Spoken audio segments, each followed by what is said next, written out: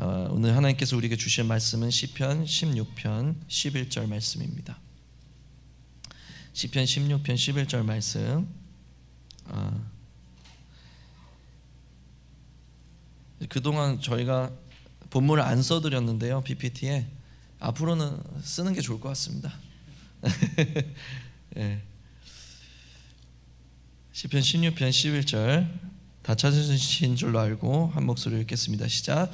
주께서 생명의 길을 내게 보이시리니 주의 앞에는 충만한 기쁨이 있고 주의 오른쪽에는 영원한 즐거움이 있나이다. 아멘. 할렐루야. 여러분 2026년이 시작되고 벌써 중반이 다 됐습니다. 근데 이제 우리는 26년의 첫 금요 예배를 드리고 있어요. 그래서 하나님, 우리가 26년에 어떤 말씀으로 시작하길 원하시고 우리가 어떤 마음을 먹길 원하십니까? 라고 주님께 제가 기도하면서 나아갈 때 계속 너희가 지금 기도할 때다 라는 마음을 주세요. 그래서 우리가 기도하기를 힘쓰는 그런 모습이었으면 좋겠고요. 또 특별히 오늘 이 자리를 위해서 하나님께서 저를 통해서 어떤 말씀 전하길 원하십니까? 라고 여쭤볼 때 앞으로 몇 주간 이제 다윗에 대해서 좀 다루려는 마음을 주셨습니다. 그래서 우리 공동체가, 그리고 우리 모든 지체들이 이 시대의 다윗과 같은 사람이 되었으면 좋겠는 그런 마음을 이렇게 부어주시는 거예요. 그래서 다윗을 본받았으면 좋겠다. 다윗의 신앙은 도대체 무엇일까? 이런 이제 마음을 주시면서 앞으로 향후 몇 주간 이 다윗의 어떤 신앙의 핵심이라는 어떤 그런 주제를 가지고 여러 차례 다윗의 신앙을 함께 나누려고 합니다. 오늘 본문 말씀을 보면요, 16편인데 이 1절부터 11절까지 되어 있거든요. 근데 이 16편의 1절부터 11절까지를 하나로 묶어서 소제목을 적어놨어요. 성경책을 잘 보시면 어떻게 써 있죠? 다윗의 믹담이라고 써 있습니다. 보이시죠? 다윗의 믹담이라고 써 있는, 여러분 성경책 보시면 다 나와 있습니다. 그래서 이 다윗이 쓴 믹담이라는 시인데 이 신학자들도 이 믹담이라는 시가 도대체 어떤 시인가라는 것을 분명하게 정의하지는 못합니다. 그런데 여러 가지 이제 이야기들이 있어요. 근데 그 중에서 가장 그래도 권위가 있는 이야기는 무엇이냐면, 이 믹담이라는 이 뜻이 숨겨두었다, 비밀이다, 감추어두었다, 이런 뜻이 있기 때문에 이 믹담 시가 어떤 성격의 것인가 라는 그런 해석을 내놓냐면, 다윗이 꽁꽁 숨겨놓았던 그의 신앙의 아주 깊은 정수, 진수, 핵심 중의 핵심을 이렇게 표현하는 시가 바로 이 믹담이다 라는 그런 이야기를 합니다.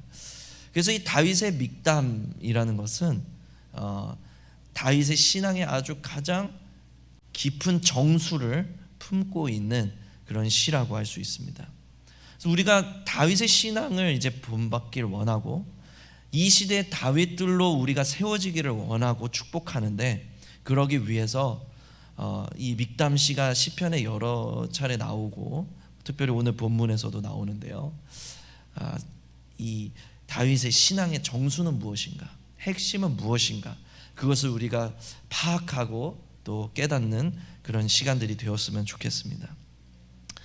그래서 여러분, 이 믹담이라는 것은 다윗의 신앙의 아주 엑기스와 같은 것인데, 이 다윗의 신앙의 어떤 엑기스의 깊은 곳에는 무엇이 있냐면 바로 오늘 우리가 읽었던 본문 말씀에 있는 거예요. 그것은 바로 기쁨이었어요. 주님 앞에는 이 충만한 기쁨이 있습니다. 주의 오른쪽에는 영원한 즐거움이 있습니다. 이것이 다윗이 가지고 있는 그 마음 속에 그의 신앙의 아주 핵심 중에 핵심, 그 엑기스 중에 엑기스에는 무엇이 들어 있었냐면 하나님의 즐거움, 주님의 기쁨, 주님을 즐거워하는 것, 이런 주님에 대한 기쁨과 즐거움이 그의 안에 가득했던 것입니다. 그래서 이 시편을 잘 살펴보면요, 다윗이 죄를 지어서 쓴 시편을 빼고서 정상적으로 쓴 시를 다 보면 그 시마다 하나님을 향한 기쁨이 가득한 걸 우리가 느낄 수가 있어요. 다윗이 쓰는 말마다, 다윗이 쓰는 표현마다 하나님을 향한 그 깊은 기쁨과 즐거움이 가득하고 있다라는 거죠. 그래서 다윗의 심장 깊은 곳에는 그 하나님을 즐거워하는 그 마음이 있다라는 거예요. 그래서 왜 그렇게 즐거울 수밖에 없었을까요? 1절에 보니까 하나님이여 나를 지켜주소서 내가 주께 피하나이다 라고 이렇게 써 있습니다. 그러니까 다윗의 탁월함이 바로 묻어나는 구절이죠. 16편 1절 내가 주님께 피합니다 라는 거예요. 그러니까 다윗만큼 인생에 굴곡이 많았던 사람이 없습니다. 다윗처럼 인생의 문제가 우여곡절이 많았던 사람이 또 없어요. 정말 인생에 그렇게 많은 그 파도와 또 언덕과 산을 넘나들면서 인생을 걸었던 사람이 다윗이지요. 그런데 그 많은 문제들 속에서, 그 많은 그런 우여곡절들 속에서 다윗이 항상 선택했던 것은 바로 이 고백이었어요. 내가 주님께 피합니다. 내가 주님을 의지합니다. 내가 주님을 의뢰합니다. 이 고백을 주님께 드렸다라는 거죠. 이것이 다윗의 탁월함인 거죠. 우리가 잘 믿다가도 위기가 오면은 하지 말아야 될 선택을 하는 걸 봅니다. 그래서 교회 다니는 성도들도요, 평상시에 예수 잘 믿다가 위기가 오면 하지 말아야 될 일을 하는 걸 보는 거예요. 그게 뭐예요? 하나님을 의지하지 않고 세상을 기웃거리고 세상에서 도움을 구하는 거예요. 그때야말로 하나님을 붙잡아야 되고 그때야말로 믿음을 발휘해야 할 그 시점에 믿음의 사람이었지만, 예수를 믿는다고 말했지만 그 위기 앞에서 하나님을 버리고 세상을 붙잡는 그런 모습을 보이는 경우가 많이 있더라는 거죠. 그런데 다윗은 아니었어요. 다윗은 어려울수록, 위기가 닥칠수록, 문제가 생길수록 모든 것을 다 던져버리고 주님을 붙잡는 그런 탁월함을 가지고 있었다는 거예요. 그게 다윗이 가진 탁월함이었던 거죠. 다윗도 우리랑 다르지 않아요. 문제 앞에서 두려워하고 문제 앞에서 염려하고 신앙의 깊이가 깊어지면 깊어질수록 그 문제가 없는 것이 아니라 문제가 생기지만 그 문제 속에서 하나님을 더욱 붙잡는 그런 탁월함이 있었다는 거죠.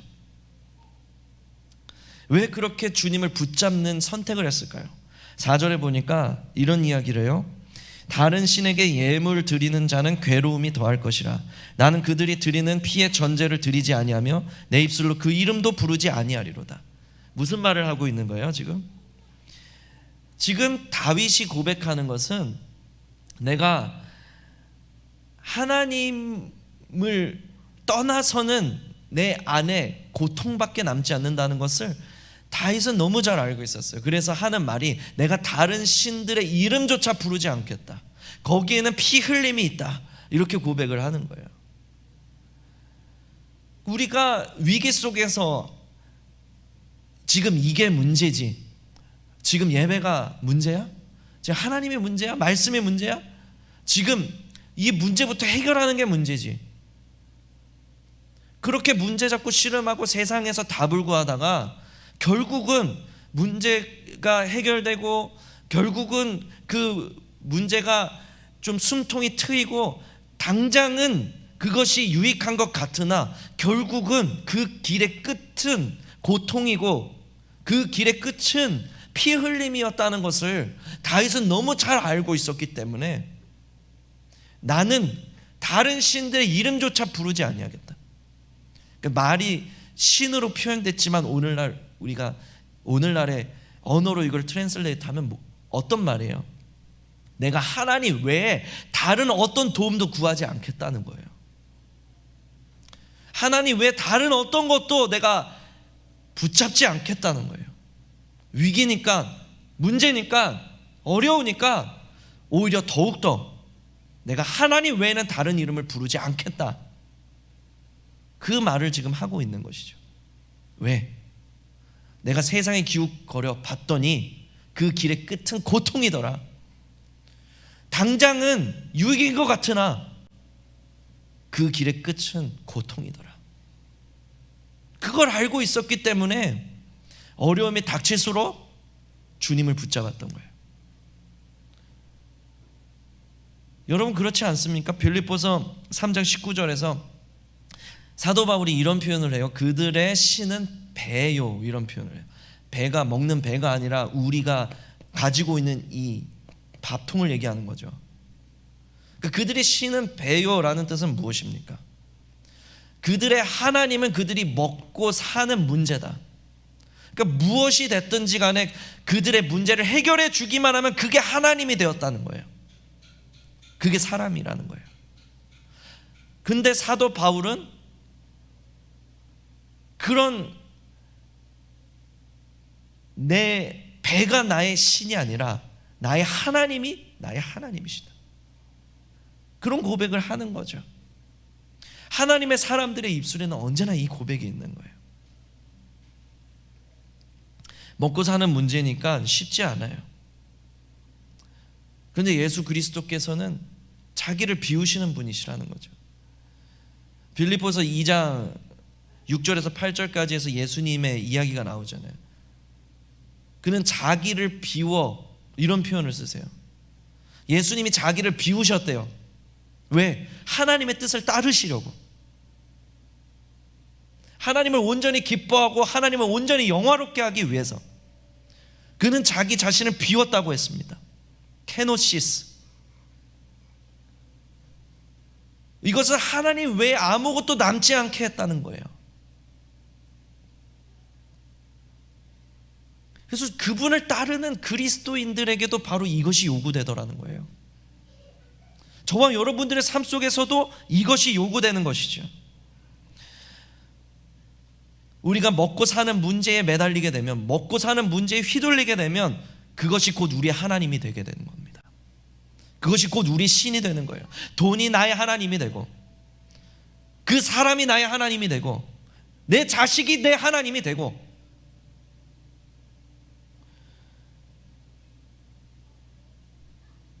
성경은 그리스도인은 하나님이 하나님 되게 하시는 사람이 들이다라고 우리에게 말해주고 있는 것입니다.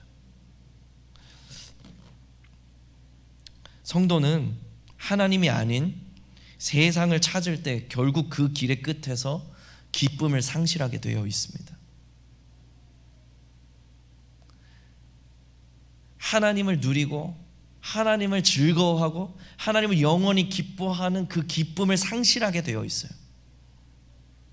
그 기쁨을 상실한 성도는 결국 어떻게 되겠습니까? 그 기쁨을 상실한 교회는 결국 어떻게 되겠습니까?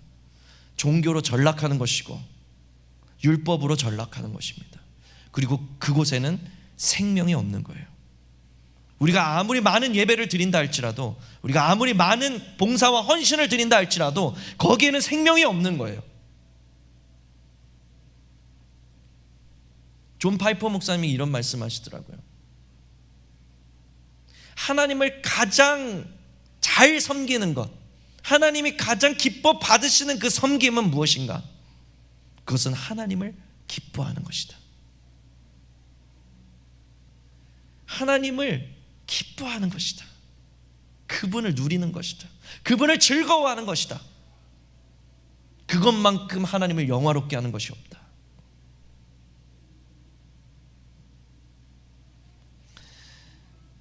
사랑하는 여러분, 우리는 그 기쁨이 없이는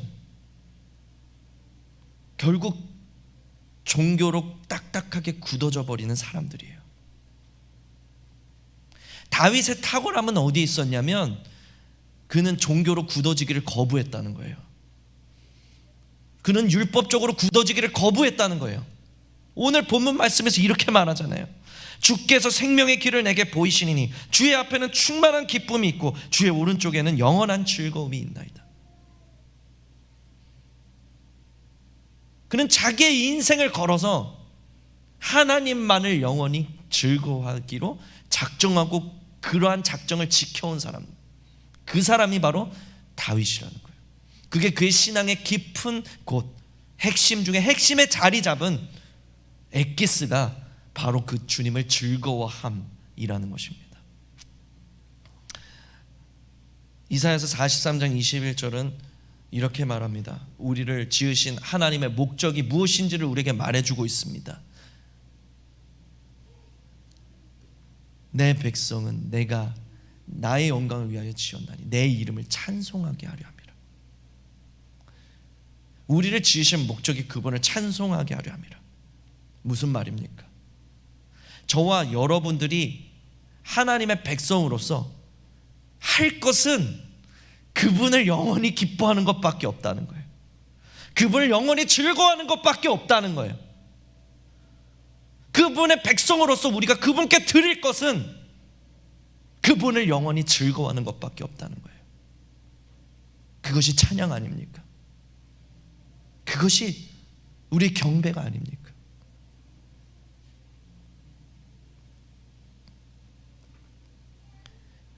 마이크는 마이크로서 쓰임 받을 때 가장 능력이 있는 것이고, 의자는 의자로서 쓰임 받을 때 가장 능력이 있는 것입니다. 하나님의 백성은 하나님의 백성으로서 쓰임 받을 때 가장 능력이 있는 것입니다. 하나님의 백성의 목적은 무엇입니까? 하나님의 백성을 구별하여 부르신 이유는 무엇입니까? 그분을 영원히 기뻐하게 하시기 위해서, 그분을 영원히 즐거워하게 하시기 위해서. 여러분 명심하십시오. 그분을 즐거워하는 이 마음을 잃어버렸다면 여러분들이 어떤 성취를 이루었던지 간에, 여러분의 사업이 번창하고 여러분들의 사역이 확장되고 여러분들의 삶 속에서 여러 가지 열매들이 맺혀 있다 할지라도, 여러분 주님을 즐거워하는 그 마음을 잃어버렸다면 그 모든 것이 종교고 그 모든 것이 율법이 되어버릴 것입니다. 베드로전서 2장 9절, 우리의 주제 구절이죠. 이 주제 구절에서는 우리의 정체성을 무엇이라고 말해주고 있습니까? 왕같은 제사장이라고 말하고 있습니다. 왕이며 제사장이라는 것입니다. 그래서 우리의 DNA에는, 하나님의 백성들의 DNA에는 바로 확장과 정복이 있어요. 하나님의 백성들은 그 가진 DNA가 확장하고 정복하는 그런 DNA를 가지고 있다는 거예요. 제가 진짜 놀란 게 무엇이냐면, 제가 다리를 꼬는 버릇이 있거든요. 근데 우리 애가 태어났는데 태어나자마자 다리를 꼬더라고. 진짜 깜짝 놀랐어요. 어디서 본 것도 아닌데 태어나자마자 애가 나랑 똑같이 다리를 꼬는 거야. 그 DNA라는 게 그렇게 무서운 거예요. 하나님의 백성들의 DNA에는 확장이 있어요. 정복이 있습니다.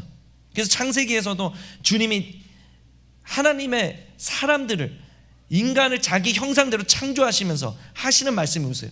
땅을 정복하라, 땅에 번성해라. 그게 우리 DNA 안에 있단 말이에요. 그런데 이 확장은 단서가 붙어요. 그냥 왕이기만 한 게 아니야. 이게 왕의 DNA거든요. 근데 그냥 왕은 아니야. 하나가 더 붙어요. 무엇이죠? 제사장. 제사장은 무엇입니까? 하나님을 섬기는 직분이에요. 하나님을 섬기는 직분. 그러니까 왕 같은 제사장은 그냥 확장이 아니라, 그냥 정복이 아니라 제사장으로서의 확장이고 제사장으로서의 정복이라는 거예요. 제사장의 DNA는 뭐예요? 하나님을 섬기는 것. 우리 안에는 하나님을 섬기는 DNA가 있다는 거예요. 근데 하나님이 너 정말 나를 잘 섬기는구나 인정해 주시는 바로 그 섬김이 무엇이냐? 웨스트민스터 소요릭 문답 제1번, 인간의 목적은 무엇입니까? 하나님을 영화롭게 하고 영원히 즐거워하는 것입니다. 그것이 제사장으로서의 DNA예요. 누가 하나님을 가장 잘 섬기는 자가 되었습니까? 누가 가장 하나님을 잘 섬기는 자입니까? 하나님을 가장 즐거워하는 자, 온 마음을 다해 온 삶을 다해 모든 상황 속에서 하나님을 기뻐하는 자, 바로 그 사람이 하나님을 가장 잘 섬기는 사람이라는 거예요. 그래서 우리의 확장, 우리의 정복의 DNA, 왕으로서의 DNA는 어떤 DNA냐면 우리의 모든 문제를 정복하는 것입니다. 우리의 모든 두려움을 정복하는 것입니다. 우리의 모든 염려를 정복하는 것입니다. 우리의 모든 사람과 이 세상의 것들을 정복하는 것입니다. 그리고 하나님 나라를, 우리가 밟는 그 모든 땅이 하나님 나라로 확장되게 하는 것입니다. 이 말은 무슨 말입니까? 우리가 밟는 곳마다 하나님을 향한 찬양이 울려 퍼지는 거예요. 하나님을 누리고 하나님을 맛보아 알고 하나님을 즐거워하는 그 예배가 드려지게 하라는 것입니다. 사랑하는 여러분, 저와 여러분들은 오늘 예배자로 부르심 받았습니다. 다윗의 신앙의 그 첫 번째 핵심 비결은 바로 그 예배자의 DNA인 거예요. 사랑하는 여러분, 생명을 걸고 하나님을 기뻐하시기를 예수님의 이름으로 축복드립니다. 그것이 저와 여러분들이 지금 이 시대의 다윗으로서 구별되고 일어나기 위해서 우리 안에 회복되어져야 될 가장 첫 번째 것입니다. 사랑하는 여러분, 그러므로 저와 여러분들 이제 26년 첫 예배를 이제 시작합니다. 우리가 이 예배를 쌓아나가는 동안 정말 주변에 아무도 없는 것처럼, 와, 사람들과 세상은 온데간데 없고 구속한 주와 나만 보이는다 하는 그런 예배가 이곳에서 드려지기를 예수님의 이름으로 축복드립니다. 우리는 비록 적습니다. 그러나 여러분, 우리는 많습니다. 우리는 약합니다. 그러나 우리는 강합니다. 언제? 주님의 가장 즐거워하는 그 기쁨의 예배가 이곳에서 드려질 때, 이 세상 그 어느 곳에서 드려지는 예배보다 하나님께서 주목하시는 그 예배가 될 것입니다. 플라시보라는 그 하워드 피트만이라는 침례교의 이 경건한 목사님이 쓰신 책을 보면요, 이분이 어느 날 죽었어요. 15분 동안인가 죽었어요. 근데 그 15분 동안 자기 영혼이 하늘나라로 올라가는 것을 경험했어요. 근데 자기랑 그 같은 그 15분이라는 시간에 3,000명인가 5,000명인가 하는 사람들이 동시에 죽은 거예요. 그래서 다 지금 영혼들이 빠져나왔는데 그 중에서 딱 2.5%만이 천국으로 가는 길에 들어서더라는 거예요. 사연 여러분, 세상에 교회도 많고 내가 교인이라고 부르는 사람들도 많습니다. 그러나 하나님이 다시 오시는 발자국 소리가 크게 들리면 들릴수록 여러분, 주님 앞에 서 있는 사람들의 숫자는 결코 많지 않을 거예요. 그러나 많을 것입니다. 하나님의 눈에 보기에는 그 숫자가 이 세상 모든 사람들을 합친 숫자보다 더 많게 보일 거예요.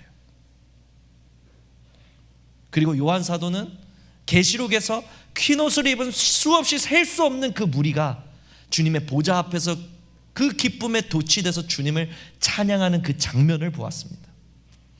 사랑하는 여러분, 우리가 2026년 이 시대 다윗으로 우리가 다시 한번 구별되기 위해서, 우리가 드리는 예배가 다윗의 장막이 되기 위해서 다시 한번 우리 가운데 이 결단이 있길 원합니다. 주님, 우리가 다른 우상들 보지 않겠습니다. 주님, 입에도 올리지 않겠습니다. 오직 주님만 붙잡는 우리, 그리고 우리의 예배가 되게 하여 주시옵소서. 그것이 저와 여러분들의 고백이 되시기를 예수님의 이름으로 간절히 축복드립니다. 이 시간 찬양 한 곡 부르고 함께 기도했으면 좋겠습니다.